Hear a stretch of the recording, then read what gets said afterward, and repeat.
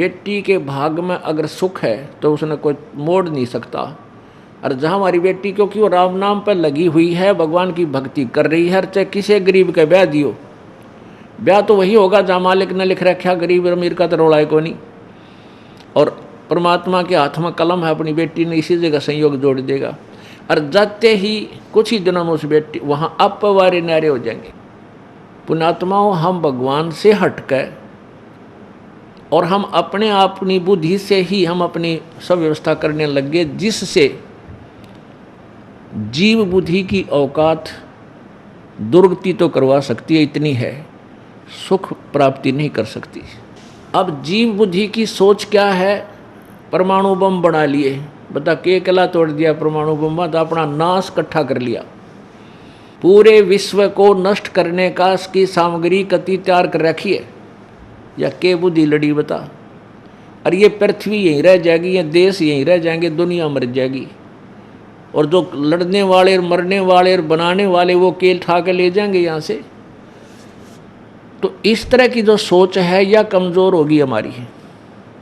जब हम भगवान के दिशा निर्देश से चलेंगे तब हम सुखी भी होंगे, समाज भी सुधरेगा, सुख का सांस आएगा। अब हम क्या करते हैं? मकान बनाते हैं, एक से एक बढ़िया कोठी, फिर उस तो बढ़ का बना होगा और उसकी चर्चा चल लगी, बब कमाल कर दिया इसने तो, न्यारी कोठी बना दी। किसी के पास थोड़ा सा पैसे का जुगाड़ है, उन्हें सोचा इसने फेल करूं, उस तो लंबी चौड़ी कोठी की नींव धरेगा, ना जाने किधर झूठ बोलेगा, किसी तो पैसे लाओगा, फिर दे को ना आगे पाछे उसका, फिर पैसे वाले फिरते रहेंगे, सिर में दर्द रहेगा। पुण्यात्माओं, जिसमें हमें इस तत्व ज्ञान का प्रकाश हमें हो जाएगा, ये ज्ञान हमारे हृदय में समा जाएगा। परमात्मा कहते हैं, घर तो 3.5 हाथ भाई गणा तो 4.25, कह कबीर अधिका गए है ताको नहीं विचार। घर तो 3.5 हाथ और गणा तो 4.25, क्योंकि अपना जो शरीर है इंसान का, ये 3.5 हाथ का, प्रत्येक व्यक्ति का अपने 3.5 हाथ का लंबाई होती है, नाप के देख लियो चाहे। तो परमात्मा कहते हैं, आपने चाहे 4 कमरे की कोठी बना रखी है, चाहे 8 कमरों की ऊपर नीचे मंजिली बना रखी है, आप जी ने विश्राम केवल 3.5 हाथ में करना है। 1 हाथ बाई 3.5 हाथ, बस इतना स्थान चाहिए। और उसके लिए के कुक्रम पाछ बैठे हो प्राणी बेमतलब हैं, किधर कर्जा कर लेगा, फिर सारी उम्र उस कर्जे ने कट तोड़े जागा, रात ने नींद आवे नहीं। ये परेशानियां हमने अनजानपने में उस बालू रेत की तरह, बच्चे की तरह बाहर निकल गए, पैर जड़े जो बैठ गए, फिर तले भी जल गया और पैर भी जले, दूना दुख हुआ। तो हमने फिर पुनः उस आग से वापस आना होगा। मकान बनाओ, क्योंकि प्राकृतिक आपदाओं से बचने के लिए इस काले पानी में ये तो बनानी पड़ेगी, मर्यादा भी बनानी पड़ेगी समाज को कुछ जीवन ठीक जीने के लिए, और मकान भी बनाने पड़ेंगे। पहले हमारे बुजुर्ग हमने देखे कच्चे ईंटों के मकान बना करते और ज़्यादातर झोपड़ी डाल लिया करते थे, और उसमें 2-2, 3-3 पीढ़ी पार कर गए। और अब हम चिप्स ला कर के, मार्बल ला कर बड़ी कोठी बना लेंगे, के कला तोड़ जाएंगे। जीवन तो जीना है, यहाँ टाइम ही पास करना है। और जब भक्ति करी नहीं, ऐसा तो झोपड़ी वाला और ऐसा ही वो कोठी वाला। और झोपड़ी वाला अगर भक्ति कर रहा है और कोठी वाला नहीं कर रहा, तो झोपड़ी वाला परमात्मा को प्यारा है। कबीरा सब जग निर्धना, धनवंता ना कोए, धनवंता सो जानियो जिस पर राम नाम धन होवे। कबीर राम रटत निर्धन भला, टूटी घर की छान, वो सुंदर महल किस काम के, जहाँ भक्ति नहीं भगवान। आग लगे से महला के जैसे सोने के बना रखे हों, जहाँ पर भक्ति नहीं परमात्मा की। और वो गरीब आदमी एक झोपड़ी डाल रखी है, और झोपड़ी भी कहीं से टूट टाट उसकी टूटी हुई हो बेशक से, और यदि वो परमात्मा की सत भक्ति करता है तो वो भला है। राम रटत दारिद्र भलो, यानी वो अच्छा है, भगवान को प्यारा है। टूटी घर की छान, और वह सुंदर, वह कंचन महल किस काम के जहाँ भक्ति नहीं भगवान। तो पुण्यात्माओं, ये तत्व ज्ञान पूरे विश्व में जाएगा, क्योंकि ये परमेश्वर कबीर देव का आदेश है। और आज नहीं, आज 106 वर्ष पहले परमात्मा ने अपने उस सूक्ष्म वेद में, अर्थात अपने ऑर्डर में लिख रखा है, ऑर्डर कर रखा है कि बीचली पीढ़ी आवेगी, उसमें शिक्षित समाज हो जाएगा। और इस दास को उस परमेश्वर ने भेजा है आप पुण्यात्माओं को दिशा देने के लिए, क्योंकि ये सुअवसर है। सुअवसर कैसे है कि सभी शिक्षित हो गए, बूढ़े से लेकर बालक तक। ये बिजली क्यों गिरी रही है, इतनी अंधकार क्यों फैला रहा, कि हमारे सदग्रंथ सही थे, पवित्र वेद, पवित्र गीता जी, पवित्र पुराण, और ये संस्कृत भाषा में लिपिबद्ध थे, ये संस्कृत भाषा में थे और नागरी लिपि में थे। भाषा संस्कृत होने के कारण हम नहीं इनको जान सके, और संस्कृत पढ़ने का केवल एक वर्ग को अधिकार था, जिसको ब्राह्मण कहा करते थे। और वो ब्राह्मण लोग फिर इस सदग्रंथों की जो है ना साख देकर, साक्षी दे करके, हम गीता में ऐसा लिखा है, पुराण में ऐसा लिखा है, शिव पुराण में ऐसा लिखा है, वेदों में ऐसा लिखा है, ऐसा वो संस्कृत बोल करके, श्लोक तो संस्कृत यानी सदग्रंथों का होता, अनुवाद उनका घर का होता। इस करके ने काम बिगाड़ दिया, अनुवाद तो गलत कर दिया, श्लोक सही बोल दिया। अब जैसा आपने कल देखा पवित्र गीता जी अध्याय नंबर 18 के श्लोक नंबर 66 में, उसमें लिखा कि सर्वधर्मान परित्यज माम एकम शरणम व्रज अहम तवा सर्व पापेभ्यः मोक्षामि मां शुच। उसका अर्थ तो ये बना है कि मेरे सत्र के सभी धार्मिक जो पूजाएं हैं उनको तुम छोड़ दे, मेरे पास रख दे, और एकम शरणम व्रज, उस सर्वशक्तिमान एक जिसके बराबर दूसरा नहीं है, एकम अद्वितीय, उस सच्चिदानंद घन परम की शरण में जा। व्रज माने जाना होता है, और इन्होंने अनुवाद कर दिया आजा। संस्कृत श्लोक न्यो का न्यो बोले और अनुवाद घर का करें, तो इन्होंने बैठा दिया, इस अज्ञान फैला दिया सब जगह। तो परमेश्वर ने अब ये सुअवसर इसलिए लिया कि जो सदग्रंथों का ज्ञान है और उससे अलग जो ज्ञान है, वो सब का एक सामूहिक ग्रंथ सूक्ष्म वेद बनाकर, सूक्ष्म अर्थात सच्चिदानंद घन की वाणी, उस परमेश्वर ने अपनी वाणी आप बोल गए कबीर वाणी में वो सारा रहस्य छुपा दिया 600 साल पहले। और उस अमृत वाणी को, उस अमृत ग्रंथ को, सदग्रंथ को इन संस्कृत के ज्ञाताओं ने, ब्राह्मणों ने, ब्राह्मण पुण्यात्माओं 2 प्रकार के होते हैं, एक तो खाऊ और एक कमाऊ। अब जो खाऊ ब्राह्मण हैं वो आचार्य बने हुए हैं, जो उन्होंने बैठा कमाऊ ब्राह्मण हैं हमारे जैसे ही, वो तो मजदूर हैं, कोई खेती कर रहा है, कोई नौकरी करता है, कोई मजदूरी कर रहा है, वो ब्राह्मण नहीं। वो तो उस समुदाय में जन्म होने के कारण वह फीत ब्राह्मण की लाग रही है। तो वो जो ब्राह्मण हैं, जो खाऊ ब्राह्मण थे, वे उन्होंने केवल संस्कृत भाषा का पढ़ने का उद्देश्य यही रखा था कि हम दुनिया न लूटा, और उसमें वो सफल रहे अपने हिसाब से। लेकिन परमात्मा की दृष्टिकोण से उन्होंने अपना भी नाश किया और समाज का भी नाश किया। अपना नाश तो यूँ करा कि दुनिया को झूठ बोल के ठगे आज गधे बन रहे होंगे, किसी की भैंस बन गए होंगे, किसी का बैल बनकर पूरे कर रहे होंगे, वो खाली नहीं जा सकते। दुनिया को लूट कर, झूठ जाठ बोल कर जो पैसा उन्होंने लूटा था, वो तिल तिल का हिसाब देना पड़ेगा जीव ने। वो तो जहर खा के विष खाया उन्होंने अनजानपने में। अब जैसे वर्तमान में जो डॉक्टरी लाइन है, इनका उद्देश्य केवल मनी मेक है, पैसा इकट्ठा करना। नौकरी लग गए तो कोई बात ना, चलो वो तो सरकारी नौकरी होगी, वो तो अच्छी बात है। और प्राइवेट हॉस्पिटल बना लिए, ये भगवान ये ना देखते फिर आगे पाछा, जो मुँह माया वो मांग लेते हैं। 20 रुपये की दवाई के 500 रुपये, 1000 रुपये की का जो प्रयत्न है 5000 रुपये देवा। अब इनको ये नहीं मालूम तुम इस व्यस्त को कहाँ ले जाओगे, तो ये अनजानपने में हो रही सारी कहानी।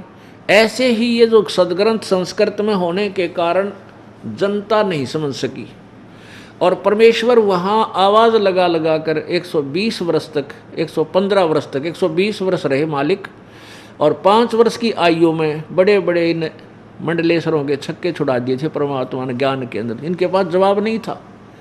अब वर्तमान में देख लो, हमारे छोटे छोटे बच्चे, 10-10 वर्ष के बालक, और इन मंडलेश्वरों को जितने भी उनका ज्ञान है, उनके चेले उनके मुंह बंद कर देते हैं, उनके पास जवाब नहीं, निरुत्तर कर देते हैं।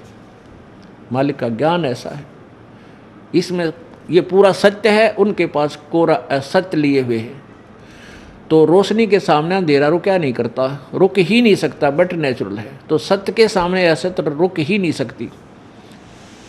तो इस दास की ड्यूटी लाइफ 600 वर्ष पहले परमात्मा ने यो ज्ञान अपना लिपिबद्ध करवा दिया, जिसमें सारे सदग्रंथों का ज्ञान है। और इन नकली ऋषियों ने और गुरुओं ने उसको रिजेक्ट कर दिया कि ये तो अनपढ़ था कबीर, क्या जाने सदग्रंथों के गुड़ रहस्य को, ये गरीब जुलाहा धानक है, कहीं टीचर पढ़ा भी नहीं है, और ये झूठ बोलता है कि वेदों और गीता में ऐसा लिखा है, ऐसा लिखा है। ये झूठा है, कपटी है। दुनिया उसके पीछे ला दी भगवान के, गाली दे मुंडा कहेंगे तो दुश्मन है। हिंदू तन्यों कहीं हिंदू समाज का शत्रु है, हिंदू धर्म का दुश्मन है, और मुसलमान ने कहेंगे मुसलमान धर्म का दुश्मन है। क्योंकि परमात्मा दोनों को ही खरी खरी सुनाया करते थे, सच्ची सच्ची सुनाते थे उनके उद्धार के लिए। और कहते हैं कहे भली माने बुरी, यह परीक्षा नीच। अब जैसे को उसके भले की कहता है, वो उल्टा पड़ा है, कहते हैं ये निरीक्षण है कि कति नकम्मा आदमी है जो सच्ची भी ना मानता, दुष्ट है ये। तो ऐसा उस परमेश्वर के साथ हुआ। यदि आप परमेश्वर कबीर जी की लीला को पढ़ लो अच्छी तरह, आपकी आंखों से आंसू नहीं सूखे 2-3 घंटे तक। किस दृष्टिकोण से पढ़ना, कि जब आपको ये पता चल जाए कि ये भगवान थे, ये परमात्मा थे, और ये हमारे लिए आए थे, हमें काल के जाल से निकालने के लिए आए थे। और फिर इनके साथ लोगों ने कैसा दुर्व्यवहार किया, मारो मारो, ये तो नकम्मा है, ये धर्म का दुश्मन है, ये मुसलमान है, मुसलमान कहीं काफिर हिंदू है। अब ये सारी चालकाल की थी। तो पुण्यात्माओं, परमेश्वर ने ये सारी लीला करनी थी, क्योंकि 600 वर्ष पहले जब वो ना आए हुए होते, उनकी लीलाएं हमारे पास ना होती, तो आज हम किसको बताते भगवान कौन है। तो वो परमात्मा 600 वर्ष पहले आकर के, वो भगवान जो परमात्मा करता है लीलाएं, वही लीला करके चले गए। और वो जो परमेश्वर लीला करता है, वो आज सदग्रंथों में, वेदों में, पुराणों में मिले हमें। और आंखों देखे जो परमात्मा के साक्षी हैं, उन महापुरुषों ने बताया कि काशी वाला युद्धानक ये भगवान है। ये दुल्हा जो बनारस में आया था कबीर, ये पूर्ण परमेश्वर है।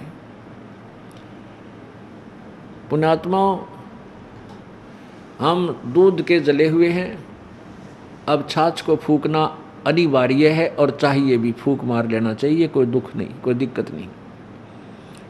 अब ये दास आपको परमात्मा को परमात्मा सिद्ध करने के लिए ढेर सारे उदाहरण प्रस्तुत करेगा, और वो ऐसे एग्जाम्पल होंगे कि इस मन को कहीं गुंजाइश नहीं रहेगी अग्रम मग्रम करने की, ऐसा नहीं वैसा नहीं। और इसी का नाम सतगुरु होता है, सच्चा गुरु होता है, तत्वदर्शी संत होता है, जो संशय खत्म कर दे, परमात्मा कहते हैं मां मुंडो इसे गुरु की जिस तरह संशय ना जाए, कि इसे संत ने तो छोड़ दे, तुरंत त्याग कर दे, जो संशय का निवारण ना कर सके। परमेश्वर का बनारस वाले, काशी वाले भगवान जुलाहा ये परम अक्षर ब्रह्म है, ये सिद्ध करने के लिए आपको उदाहरण देते हैं। एक तो उनके पैरेलल जो महापुरुष हुए हैं, उनके समांतर, उन्हीं समकालीन एक आध उदाहरण उनका देते हैं, उसके बाद उनके बाद का उदाहरण देते हैं। कबीर परमात्मा जी अपनी महिमा आप ही बताने के लिए स्वयं आते हैं और एक युग में एक ऐसी लीला जीवन करते, ऐसा जीवन जीते हैं जनसाधारण वाला, और अपना धंधा करके, काम करके वो अपना रोजगार करते हैं, जैसे जनसाधारण किया करता है उस समय का। जैसे उस समय मजदूरी ही ज़्यादा किया करते थे, अब नौकरियां ज़्यादा हो गई हैं, तो नौकरी हिसाब से अब आते तो वो ऐसे ही कोई नौकरी नाकरी लगते। यानी उन्होंने ये दिखाना था कि भाई भगवान पाने के लिए कोई विशेष आडंबरकरण की आवश्यकता नहीं, ना घर त्यागन की, ना जंगल में जाने की, ना कोई, ये भी सिद्ध करना था कि किसी उच्च जाति में ही भगवान मिलता है। जैसा कि इन लोगों ने बनावटी बातें बना रखी थी कि ब्राह्मण ही संस्कृत पढ़ सकते हैं, ग्रंथों को दूसरी जाति नहीं पढ़ सकती। उस भ्रम को मिटाने के लिए परमात्मा ने एक चौथे वर्ण में आकर के जन्म नहीं लिया, लेकिन वहाँ प्रगट हुए, उसमें रहे और ढाणक कहाए, जुलाहा कहाए। ये सिद्ध करने के लिए, परमात्मा पाने के लिए कोई जाति मजहब विशेष नहीं चाहिए।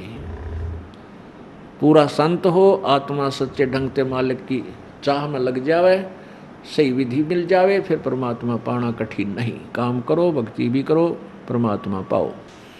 जब परमेश्वर जी आए हुए थे बनारस में, तो जगह जगह जा कर के सत्संग किया करते थे। 2-2, 3-3 दिन एक गांव में रुक जाते थे, 3-4 दिन, और सबको समझाते थे भाई परमात्मा की भक्ति करो। तो ऐसे एक गांव में परमात्मा गए हुए थे और वहाँ 5, 6, 10 जैसे भक्त थे। तो प्रत्येक 2-4 भक्तों ने कहा प्रभु आज हमारे घर पर सत्संग करना, तो उसके घर पे सत्संग किया। दूसरे ने कहा प्रभु आज हमारे घर पे सत्संग करना। तो परमात्मा ऐसे 1 हफ्ता 4-5 दिन उस नगरी में रुके, और जिस भी घर में जाते थे परमेश्वर, तो वहाँ आसपास के क्षेत्र के भक्त भी आ जाते थे, और वो प्रतिदिन परमात्मा के लिए अच्छा आहार तैयार करता था। जैसे देसी घी का हलवा बना लिया, पूरी तार ली, खीर बना ली।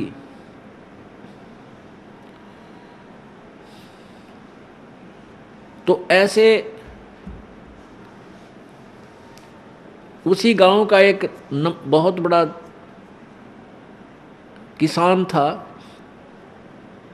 चौधरी था, मलूक राम, चौधरी मलूक राम। और उसने देखा कि भाई वो सुबह अपने घर से खेतों की तरफ जाता घूमने फिरने, तो उसका उधर से जाना होता और उधर से परमात्मा के बच्चों सेवकों के घर में और कड़ा प्रसाद तैयार होना होता, हलवा तैयार करते, तो उसमें डालते हैं ना, फिर हलवे में वो घी गया, पानी पुणी हलवा, उसकी महक दूर तक जाया कर हलवा बना आसपास तक जाती है। तो उसका वहाँ से गुजरना हुआ, किसका, मलूक राम का। उधर से परमात्मा के बच्चों के घर में वो हलवा तैयार हो रहा था, कड़ा तैयार हुआ है। एक दिन देखा उसने, दूसरे दिन देखा, तीसरे दिन, तो उसने सोचा भाई वो के सौदा है, कोई ब्याह नहीं, कोई शादी नहीं, कोई त्यौहार नहीं जिस कारण से ये हलवे हलवे बनते हों। तो उसने पूछा रे क्या बात है भाई, यहाँ क्या हो रहा है। कल उसके घर में तड़क हो रहा था यो हलवे का सुरसराट सा, जिसमें आज इसमें क्या, उसने पूछा वहाँ। तो वो गरीब से व्यक्ति थे, आके कहने लगे चौधरी साहब हमारे गुरु जी आए हुए हैं, और ये प्रतिदिन एक के घर के सत्संग करते हैं, तो आदर सत्कार से हम अपने गुरु जी के लिए भोजन अच्छा बढ़िया बनाते हैं, आप भी आ जाओ, आप भी खा लो। वो कहने लगे, उसने सोचा यूँ कोई लुटेरा आ रहा है, वो ठेकेदार होया कि नहीं बेमतलब के। तो चौधरी साहब ने सोचा यूँ कोई बकवादी आदमी दिखा है और यहाँ बैठा अच्छे हलवे पाड़ा है, और 40 ने धमका दूँ। तो चौधरी साहब पहुँच गए परमेश्वर के पास, बैठे थे चारपाई पे मालिक। तो वो कहने लगा, अरे मस्टंडे, चौधरी साहब बोला, तू अच्छा तगड़ा दिख है, जवान वैसे है, तू करके क्यों ना खाता, अपना काम करके खाया कर, लग रहा दुनिया ने बेवकूफ़ बनाने। परमात्मा बोले, चौधरी साहब मेरे को तो ये धंधा दे रखा भगवान ने, मेरी यह नौकरी है, मैं यही करता हूँ। बोला अच्छा, वाह भाई वाह, बिना करे तेरे को बड़ा भगवान दे देता है। परमात्मा बोले, भाई भगवान तो बिना किए भी दे दे, पर विश्वास को ना।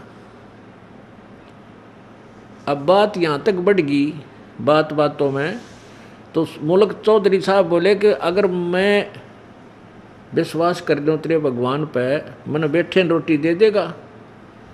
अगर आप विश्वास कर, आप पर विश्वास होए को नहीं, और हो गया तो आपको भगवान पक्का देगा, तो कितना बैठ जाइए। बोला अच्छा ठीक है। एक उसने शर्त रख दी कि यदि आज मेरे को भगवान ने रोटी दे दी, पहुंचा दी, तो मैं तेरा चेला बन जाऊंगा, और जय तेरे भगवान ने मेरे ती खाना नहीं दिया, पहुंचाया, आज मैं कितना बैठूं चाहे, तो तुझे अपने खेतों में मजदूर लगाऊंगा और छोड़ूंगा नहीं। बात पक्की? परमात्मा बोले, भाई पक्की तो ही पक्की। अब चौधरी साहब सवेरे निकला था घर तक खाली पेट, उसने सोचा चल अपने खेतों से भी दूसरे गांव की तरफ जाकर दूर जंगल में एक पेड़ के ऊपर चढ़ के बैठ गया, बड़े से पेड़ के ऊपर चढ़ गया और कुछ ऊपर छुप कर बैठ गया। अब देखूंगा आज मुझे कौन आहार देगा यहाँ पर। अब परमात्मा कहते हैं, सोचल छिदर मैं करूं अपने जन के काज। उधर क्या हुआ कि ये भेड़ बकरियां वाले होते हैं, और ये 2-4 गायें भी साथ रखा करते हैं, गऊ। तो उनका कोई त्योहार था, वो कहने लगे, उनने विचार किया भी आज अपना त्योहार है, और दूध निकाल लो कुछ बकरियों का कुछ गाय का, और खीर बना ले। उन्होंने 2 व्यक्तियों की ड्यूटी ला दी कि तुम अपना खीर बना लो, और बाकी उन बकरियों को चराने के लिए दूर जंगल उस स्थान से थोड़ा आगे चले गए। अब उन्होंने अपना दूध और वह खीर शुरू कर दी, एक चूल्हा बना कर वहाँ माटी का, जंगल से लकड़ी तोड़ कर आगे जला दी, उसी वृक्ष के नीचे जिस पर चौधरी साहब ऊपर बैठे थे, वो मलुक राम जी। जब उनकी खीर तैयार हो ली, इतने में क्या हुआ कि एक डाकुओं की मंडली घोड़ों पर सवार होकर उसी पेड़ के तरफ आ रही थी। वहां से एक रास्ता था आगे किसी दूसरे गांव को जाने का। तो वो जो खीर बनावे थे उन्होंने देखा कि भाई यह धूल सी उठ रही है। उधर देखा उन्हें कि कुछ घोड़ों पर व्यक्ति आ रहे हैं। वो खीर बनाने वाले, क्योंकि वो जंगल में रहते थे, उनको पता था कि इस तरह की आकार, इस तरह के जो लक्षण होते हैं, डाकू आते हैं। उन्हें देखा कहाँ भी तो डाकू आ रहे हैं और भाग लो यहाँ से, कहते तुम न गढ़ दे। वो तो खीर बनी बनाई छोड़कर दौड़ गए वहाँ अपने साथियों के पास जो 1 किलोमीटर दूर गए हुए थे। उधर से डाकुओं ने आकर देखा, वहां आकर रुक गए कि भाई यहाँ ये के बनाने लग रहे हैं, कोई आदमी है यहाँ पर। वो रुक गए उस वृक्ष के नीचे, अच्छी गहरी छाया थी उसकी। तो उनका जो सरदार था वो कहने लगा मुखिया कि भाई देखो इसमें क्या है, कोई भोजन ठीक हो तो खा ही लेते हैं। एक जने ने नीचे उतर कर देखा, एक व्यक्ति ने कहा सरदार इसमें तो खीर है, भूख जोर की लाग रही है, अच्छा बड़ा पतीला खीर का तैयार कर रखा है। अब एक उनमें से कहने लगा दूसरा समझदार सा, भाई क्या पता इसमें कोई जहर गिर गया हो, इसमें कोई विष डाल गया हो, सारे मर्जियाँ खा के, ऐसा जल्दी मत करो, शांति करो थोड़ी, इसका परीक्षण कर लो, कोई पशु पक्षी ने डाल लो, थोड़ी सी पहले खवा दो फिर खावांगे।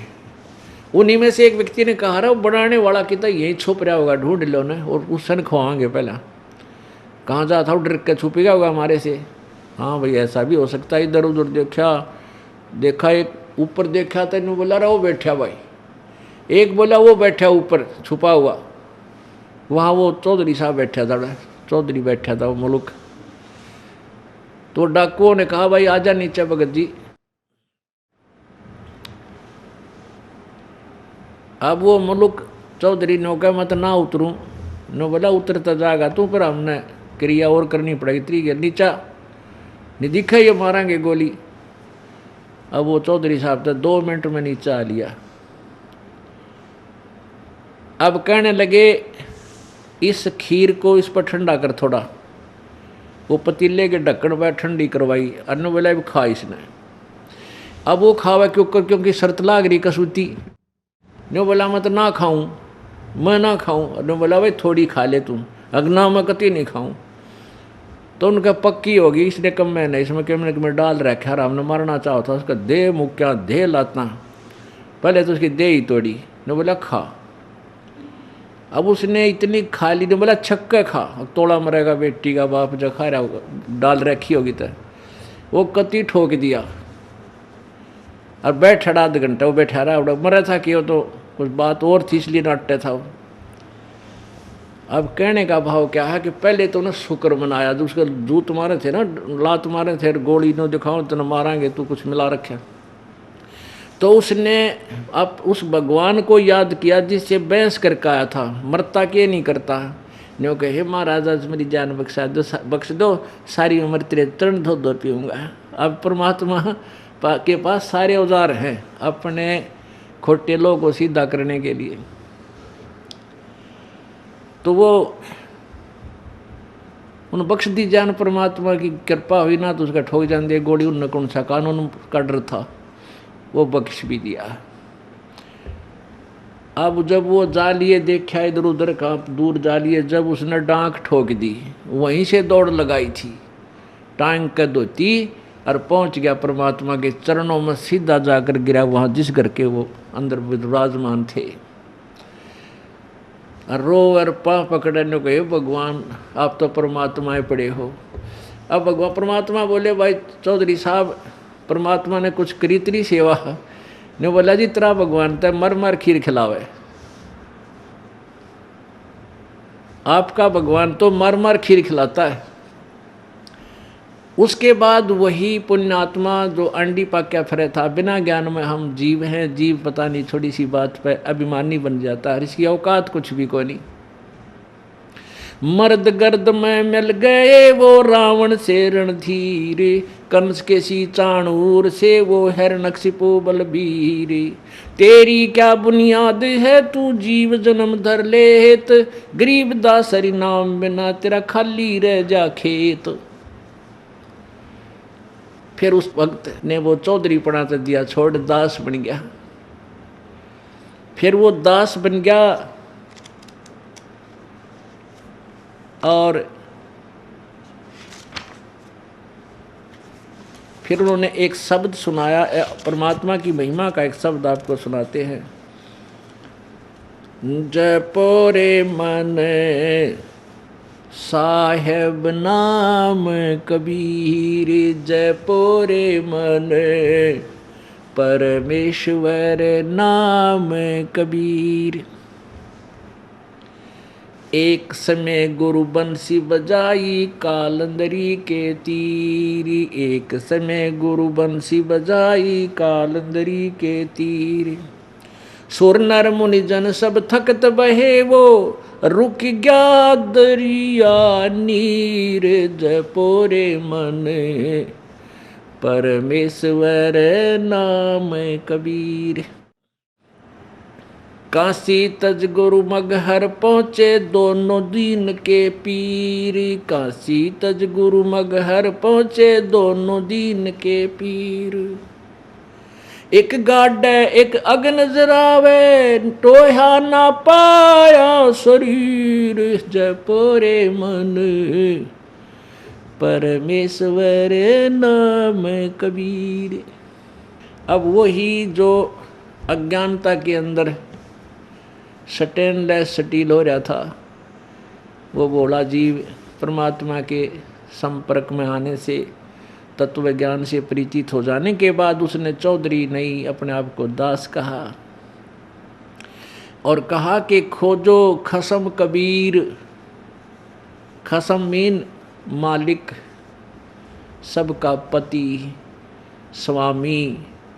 उस स्वामी को, उस धनी को खोजो प्राणियों, वो कबीर है, सबका कुल का मालिक है।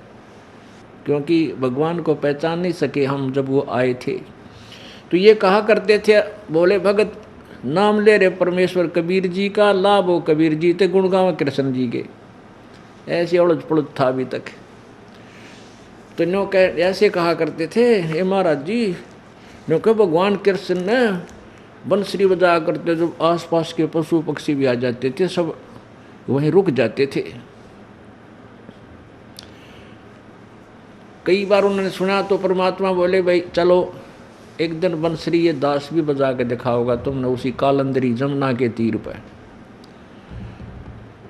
जमुना के किनारे खड़े होके परमात्मा ने जब बंसुरी बजाई, कहते हैं पशु पक्षी छोड़ देवता भी आकर के न्यू आकाश मार्ग में से वहाँ आकर खड़े हो गए, ऐसे ऊंचे पर सबको दिखाई दे रहे। और जमुना का जल बर्फ की तरह वहीं सेट हो गया, वो भी रुक गया। अब वो मुल्कदास जी कहते हैं एक समय गुरु बंसुरी बजाई कालंदरी के तीर, और सुर नर मुरजन थकत बहे, वो रुक गया दरिया नीर। पुण्यात्माओं देखो, परमात्मा प्रभु प्रभु मंत्र है, स्वामी स्वामी मंत्र है, राम राम मंत्र है। जैसे एक राम की क्या परिभाषा है, एक भी भाग लेते हैं जैसे तहसीलदार साहब, एसडीएम साहब, डीसी साहब, कमिश्नर साहब, फिर मंत्री साहब, फिर मुख्यमंत्री साहब, और प्रधानमंत्री साहब, राष्ट्रपति साहब, ये साहब 10 सारे हैं। और छोटी मोटी शक्ति सारे रखते हैं, प्रत्येक से ही कुछ ना कुछ राहत जनता को मिल जाता है। तो हम जब तक शिक्षित नहीं थे, हमारा देश और इन सभी प्रत्येक अधिकारी और इनकी मंत्रियों की शक्ति से परिचित नहीं थे, सत्ता से परिचित नहीं थे, तो एक कहावत थी अंग्रेजों के टाइम में, क्या था, डिप्टी कमिश्नर आज जो सीएम पावर रखता है इससे भी ज़्यादा थी, क्योंकि तो गुलाम बना कर रखना था, बोला उसका लठ मरवा दे, किसी ने जेल में ठोक दे, कोई टोकनिया नहीं था। तो डीसी बहुत बड़ी पावर पा करी थी। आम आदमी भी नो का अर्दा तो के डीसी लाग रहा है, तेरा बाबू के डीसी लाग रहा है। तो इतनी धारणा बनी हुई थी कि डीसी ने तो पता नहीं खुदा मान रहे थे, सबसे बड़ा अधिकारी मान चुके थे। ऐसी हमारी दंत कथा, अपनी सोच, क्षेत्रीय सोच थी, लोक वेद था वो। तो आज वर्तमान में जो आप जी का ज्ञान है भक्ति का, इस सत्र में है। हमने श्री कृष्ण उर्फ विष्णु जी यानी ब्रह्मा विष्णु महेश जी को सुप्रीम पावर मान रखा था। इधर डीसी थे, ये सोच लो डीसी सत्र की पावर थी। एक समय एक बार मेरे ख्याल 5-6 वर्ष पहले की बात है, कोई मंत्रियों का घोटाला पकड़ेगा, मुख्यमंत्री का और सेंटर के मंत्रियों का। और उसमें ये पत्रकार जो लिखा करते थे मीडिया वाले कि ऐसा हो सकता है, उनको ये सज़ा हो जाएगी, ऐसा हो गया तो सिद्ध हो गया तो इनको इतनी सज़ा होगी। उसके ऊपर एक चुटकुला, एक कार्टून आ रहा था। एक ने पूछा, भाई नो सुना है कि ऐसे ऐसे घोटाला किया उन्होंने, और जब वो सिद्ध हो गया तो उनको इतनी सज़ा हो जाएगी। तो दूसरा बोला कि भाई क्या यदि ये घोटाला इस तरह की गड़बड़ प्रधानमंत्री कर दे या राष्ट्रपति कर दे, क्या उसको भी सजा हो जाएगी? तो दूसरा उत्तर देने वाला बोला वह कि डीसी लाग रहे हैं, उनकी भी सजा हो जाएगी। कहने का भाव ये था उनके, उसने डीसी को तो प्रधानमंत्री से बड़ा मान रखा था। अगर डीसी को तो कोई सजा हो ही नहीं सकती तो और प्रधानमंत्री को वैसे को जा, तो उनका धारणा लोकवेद इतना सेट हो रहा था कि हम डीसी से बड़ा मानने नहीं थे, क्योंकि वो के डीसी लाग रहे हैं, वह राष्ट्रपति प्रधानमंत्री के डीसी हैं, तो उनकी दृष्टिकोण में डीसी को कोई आँच आने वाली नहीं है, ऐसा सोच रखा था। सुप्रीम पावर मान रखी थी उनसे भी बड़ी, अपनी अधूरी और अज्ञान सोच से। तो ऐसे हमने श्री रामचंद्र जी, श्री कृष्ण जी को सुप्रीम पावर मान रखा, ये थे डीसी सत्र के। अब हमने ज्ञान हो गया, अब डीसी कोई छोटी पावर भी नहीं है, भाई गलत भी नहीं है, लेकिन ये प्रधानमंत्री के इक्विवेलेंट नहीं है, ये तो मानना पड़ेगा। अब ये तो नकारा नहीं किया परमेश्वर ने, तो अपनी समर्थता दिखाने के लिए, और ये भी करा, फिर भी आंख ना खुली हमारी। तो क्या कहते हैं, एक समय गुरु बंसी बजाई कालंदरी के तीर, एक समय गुरु बंसी बजाई कालंदरी के तीर, सुर नर मुनि जन थकत बहे वो रुक गया दरिया नीर, जपोरे मने परमेश्वर नाम कबीर। फिर परमात्मा ने जब उसने ये सब कहानी बताई, ये जो परमात्मा की महिमा गाई मुलुकदास जी ने, तो आदरणीय मुलुकदास जी को परमात्मा सचखंड में लेकर गए, सतलोक में लेकर गए, अपनी राजधानी में, और वहाँ अपना वास्तविक रुतबा दिखाया कि मैं ये हूँ भाई, और तुम भोली आत्माओं को काल के जाल से निकालने के लिए मैं गुप्तचर विभाग की तरह रहा हूँ भाई, नो सोच ले। इस काल के भी समझ में आती है भगवान है कि मैं और सौदा है, क्यों गरीब बड़ा सा आदमी रह जुलाहा बनकर है, कपड़ा बनकर खावा, कोई गाड़ दे, कोई लात मार जाए, कोई धमका दे और बोला नहीं, तो काल भी चक्कर में पड़ जाता। भगवान होता है इन्हें फूक नहीं दे, क्योंकि इनका स्वभाव है, इनका यहाँ तो ये सारे विष के भरे रहते हैं, इनके ऋषि भी बिना ऋषि भी, कोई थोड़ा सा कुछ कह दे उसने श्राप दे देते। तो काल के मन में न्यूँ आया करती, यूँ भगवान क्यों कर हो गया, इसने कोई धमका दे, कोई खुरका दे, कुछ कहता है कोई नहीं। और यूँ गरीब आदमी आप पर रोटी बनाकर, आप पर कपड़े कपड़े बनकर खाओ, भगवान कैसे हो गया, कोई सिद्धि शादी कर रखी होगी इसने। तो वो परमात्मा ऐसे तरीके से आता है, कोई उनको समझ नहीं सकता, लेकिन परमात्मा ने अपने को भगवान समझाने के लिए, अपने साक्षी बनाने के लिए स्वयं ही सतलोक दिखाता है, और वहाँ से बताता है कि मैं अब सारे ब्रह्मांडों का संचालन इस कुटिया में बैठ के, झोंपड़ी में बैठ के कर रहा हूँ। तो उनने कहा जच्चा जी ने भगवान देख लिया, उसकी समर्थता से परिचित हुए, उन्होंने फिर ढोल के डंके पर गुण गाए परमात्मा की। पुण्यात्माओं, परमात्मा पूर्ण ब्रह्म सतपुरुष कबीर साहब हैं, ये सारी सृष्टि के रचनहार हैं, कुल के मालिक हैं। एक गवाह तो उनके पैरेलल हो गया। इसी प्रकार उन्हीं के समांतर समकालीन आदरणीय नानक साहिब जी हुए हैं, जिनसे पूरा सिख समाज अपना मुखिया मानते हैं। इनको कबीर परमेश्वर जी सुल्तानपुर शहर, जहाँ श्री नानक जी की बहन नानकी जी का विवाह हुआ था, ये वहाँ अपनी बहन के घर पर रहते थे, और इनके बहनोई ने वहाँ सुल्तानपुर के नवाब के यहाँ नानक जी को नौकरी लगा रखा था। प्रतिदिन एक दरिया है वहाँ, बेई नदी बह रही है सुल्तानपुर शहर के साथ, वर्तमान में पाकिस्तान में है वो। तो वहाँ प्रतिदिन स्नान करने के लिए जाते थे नानक साहब जी।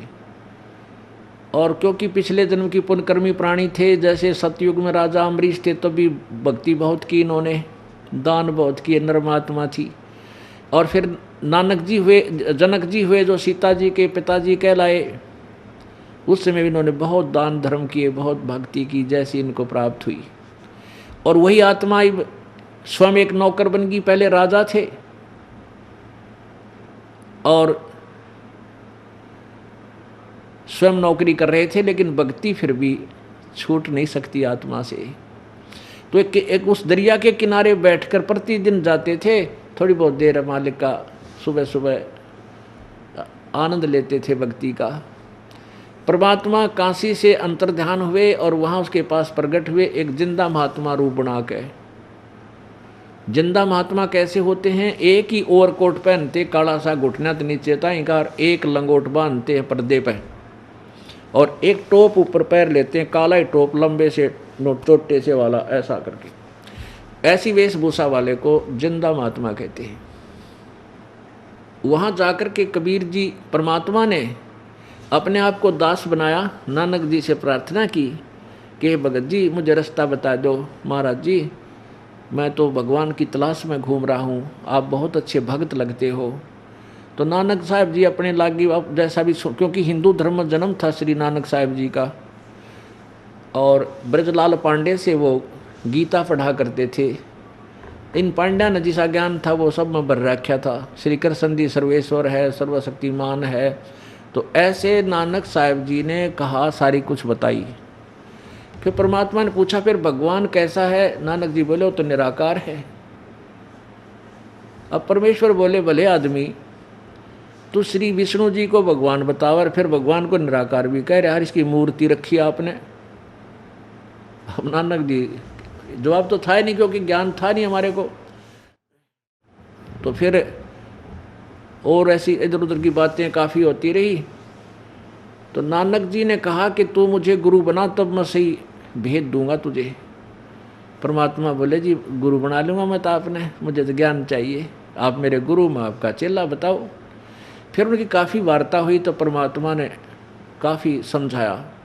उस दिन तो और भी बहुत सी मंडली इकट्ठी होगी वहाँ, तो उस समय तो नानक जी ने माना नहीं, क्योंकि ये पुराना ज्ञान जल्दी सी हटता नहीं। तो कबीर साहब जी चले गए प्रणाम करके, अच्छा जी जैसे आपकी आज्ञा हो, क्योंकि कोई उत्तर नहीं था परमात्मा के वचनों का। लेकिन ज्ञान, वो जो परमात्मा बात कहते थे कि ब्रह्मा विष्णु महेश की ये शक्ति है, गीता का ज्ञान कृष्ण ने नहीं बोला, कृष्ण जी काल नहीं थे। और वो गीता जी में कह रहा 18वें अध्याय के 62वें श्लोक में कि उस परमेश्वर की शरण में जाओ, उसकी कृपा से तू परम शांति और शाश्वत स्थान को प्राप्त होगा। वो कौन भगवान है? वो तो गीता ज्ञान दाता से दूसरा है। और आप नानक जी कृष्ण भगवान मान रहे हो, विष्णु मान रहे हो, और इसको सर्वशक्ति मान, अजरो अमर कहते हो, ये अविनाशी कहते हो। ये गीता ज्ञान दाता 4 अध्याय के 5वें श्लोक में स्वयं कहता मैं तो नाशवान हूँ, मेरी जन्म मृत्यु होती है। अब ये पॉइंट नानक जी के हृदय में जख्म कर गए। अब बात तो सारी सच्ची पर मान्य कति नहीं। तो परमात्मा हाथ जोड़ के चले गए, अच्छा जी हम चलते हैं। तब उन बैठे हुए वहाँ के व्यक्तियों ने पूछा कि हे नानक जी ये कौन व्यक्ति था जो आपको गुरुजी कह रहा था? नानक जी ने कहा ये कमीन जात का था, छोटी जात का, जुलाहा दाणक, बनारस से आया था, अपने आप को पता नहीं क्या समझ रहा था, मैंने इसके छक्के छुड़ा दिए। अब उन लोगों ने सोचा बिल्कुल ठीक है, नानक जी को तो वो बहुत अच्छे भक्त मानते थे। लेकिन नानक जी का हृदय जख्मी हो गया। भाई ये तो बात तो सारी सच्ची कहता, और मन ने अपने अभिमान वश मानना नहीं, क्योंकि पुण्यात्मा बाद में विचार करती हैं। उसी दिन से अर्ज करने लगे थे, हे प्रभु वो महात्मा एक बार फिर आवे, वो महापुरुष एक बार फिर आ जाए, मैं कति वाद विवाद नहीं करूँ, मैं सारी बात पूछूं। क्योंकि जिसने भगवान से ये वो तो सब कुछ त्याग देगा, जाति मजहब धर्म कुछ नहीं देखता, वो केवल परमात्मा देखता है, उसके पिछले पुण्य अधिक होते हैं। उनकी ऐसी जब तड़प होली 6-7 महीने के बाद परमेश्वर फिर प्रकट हुए, जैसे धर्मदास के पास गए थे जो खूब रुआ लिया, ऐसी दशा नानक जी की होगी थी। तब फिर उसी समय जब स्नान करने वो गए थे बेई नदी पर, सुबह सुबह वो दूर से आते दिखाई दिए परमात्मा उसी वेशभूषा में। नानक जी ने भी उन्हीं की तरफ जाकर और जैसे राम रमी करी। अब नानक जी कहने लगा भाई बैठ जा, कबीर जी कुछ बात करना चाहता हूँ। वार्ता हुई, ऐसे ऐसे है, फिर सृष्टि रचना सुनाई परमात्मा ने। तो नानक साहब कहने लगे, भाई बात सुनो जी, मैं आपको जब मानूँ जब आँखें देख लूँ। अब ये तो विश्वास मेरा बनता नहीं, और परमात्मा चाहे नहीं थे कि ऐसी पुण्यात्मा मेरे साक्षी बने। तो नानक जी ने कहा कि मैं इस दरिया में गोता लगाऊंगा और तू मुझे ढूंढ देना, मैं तुझे भाई भगवान मान लूँगा। परमात्मा बोले लगाते हैं। अब जब दोबारा नानक जी से मिलने गए परमात्मा, तो उस दिन केवल नानक जी को दिखाई दे रहे थे और किसी को दिखाई नहीं दे रहे थे। अब नानक जी अकेले बैठे बोलते सुने थे, तो दूसरे भगत जो स्नान कर रहे थे, व्यक्ति गांव वाले नगरी वाले, वो कहने लगे, अरे यू भगत जी आप किससे बातें कर रहा है। दूसरे कहने लगे, भाई यू भगत आदमी है, पता नहीं भगवान से बात कर रहा हो। उसके पास निकट कोई नहीं गया फिर उस दिन, क्योंकि दूसरा तो कोई बोलता दिखा ही नहीं था। तो केवल नानक जी को परमात्मा दृष्टिगोचर हो रहे थे, और परमात्मा ने जब कहा कि ठीक है आप लगाओ इसमें छलांग, अब नानक जी ने जो ही छलांग लगाई, उनको अंतर ध्यान करके और बाहर ले आए वापस। जैसे जल इधर जा रहा है तो इस साइड में 3 किलोमीटर दूर जाकर वहाँ बाहर निकाल लिए दरिया से, और कहा अब सुन, ढूंढ लिया तेरे को। कहाँ ढूंढ लिया कति। परमात्मा बोले, इतने बड़े संसार में मैं तुझे ढूंढने आया था, और वो मैंने ढूंढ लिया तुझे। दरिया दरिया से नहीं, इस संसार रूपी सागर से ढूंढ लिया। अब नो बोले भी मैं आँखें देखूँ जब मानूँ। तो परमात्मा परमेश्वर कबीर जी नानक जी को यानी उनकी आत्मा को शरीर वहीं छोड़ दिया, सचखंड ले गए, वहाँ सब कुछ दिखाया। वहाँ यानी जो जिंदा महात्मा के रूप में यहाँ से गए थे, जब सतलोक में पहुँचे नानक जी, तो एक दूसरे रूप में वही परमेश्वर एक बहुत विशाल एक गुम्बद बना हुआ सफ़ेद, उस गुम्बद के बीच में एक बहुत बड़ा सुंदर सिंहासन लगा है भगवान का। सफ़ेद सिंहासन है, सफ़ेद ही आसन है, सफ़ेद ही कलर है मालिक का, और बहुत तेज शरीर का, बहुत तेज है। तो वहाँ परमेश्वर कबीर रूप में जो नीचे जिंदा महात्मा के रूप में गए थे, नानक जी साथ थे सतलोक में। जब उस गुम्बद में प्रवेश किया तो नानक जी ने सोचा, रब तो ये है जड़ा तकत पे विराजमान है, सिंहासन पर बैठा है, और ये जिंदा महात्मा या कबीर तो यहाँ का कोई सेवक होगा, इनका कोई देवता है, गण है। तो उसी समय परमेश्वर कबीर जी जो नीचे से गए थे जिस वेशभूषा में, अपने ही दूसरे स्वरूप पर डबल रोल में ऐसे चंवर करने लगे। चंवर एक सफ़ेद सा होता है गाय के पूंछड़ जैसा, वो करने लगे, यानी आदर से सत्कार करने के लिए। अब नानक जी ने ये विचार किया, इतने में सोचा ही था कि ये कबीर तो नौकर है, भगवान ये है।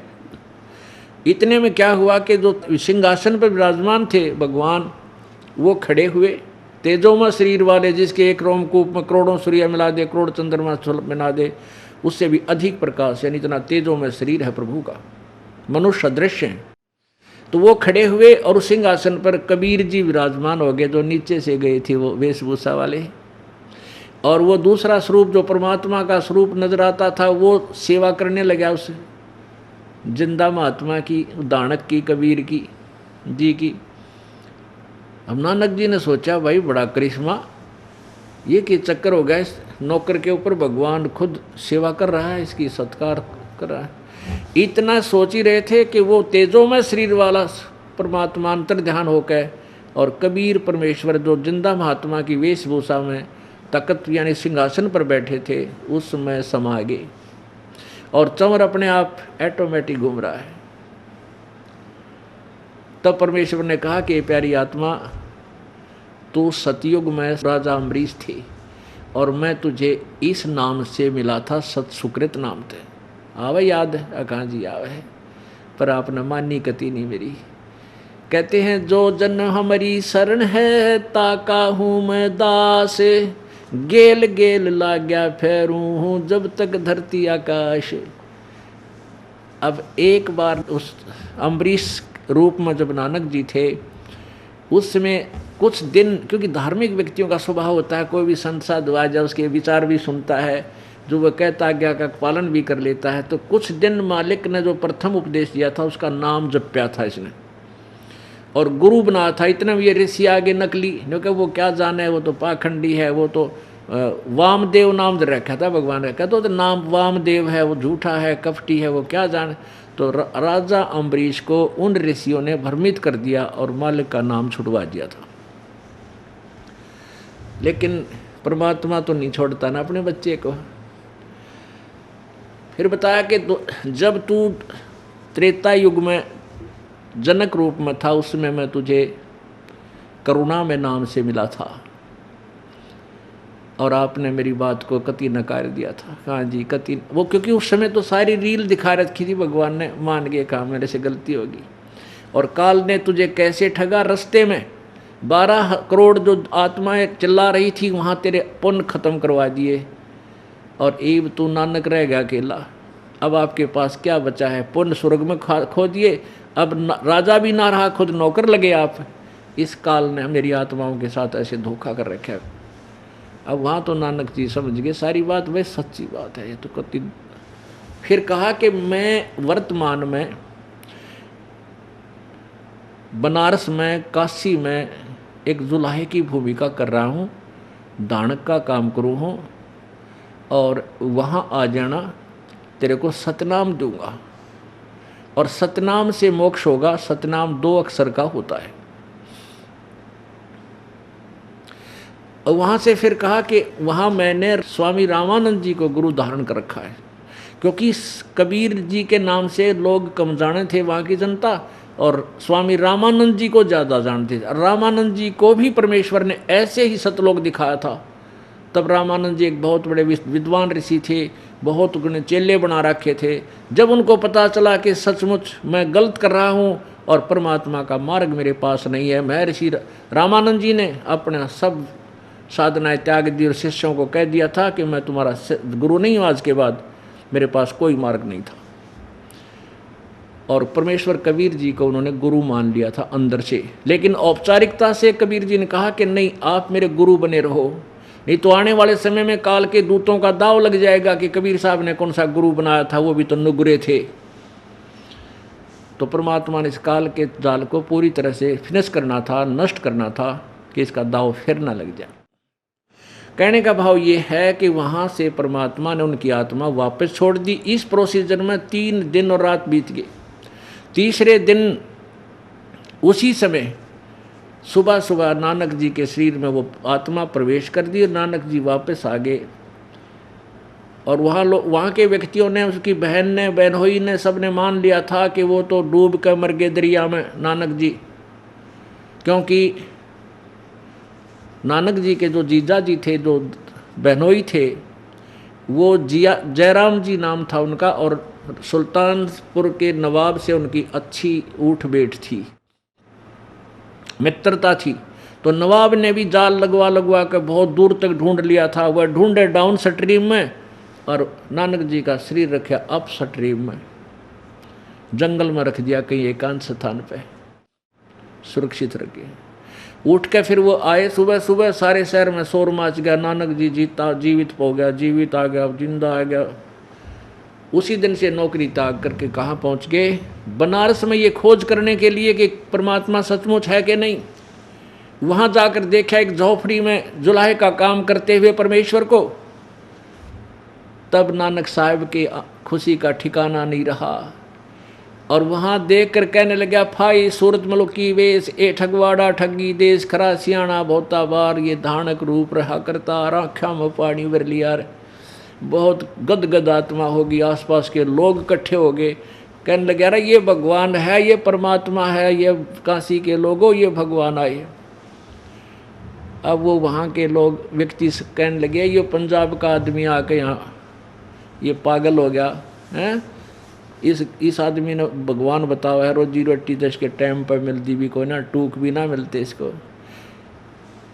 अब परमात्मा बोले, भाई प्यारी आत्मा, लाल की परख जोड़ी कर सका है, ये जोड़ी को ना, इनकी बातें में मत आई। बिला जी तो बातें खत्म होगी, इनकी बातें में क्या हूँ, जब आँखें देख रहा, आँखों देख रखा आपको।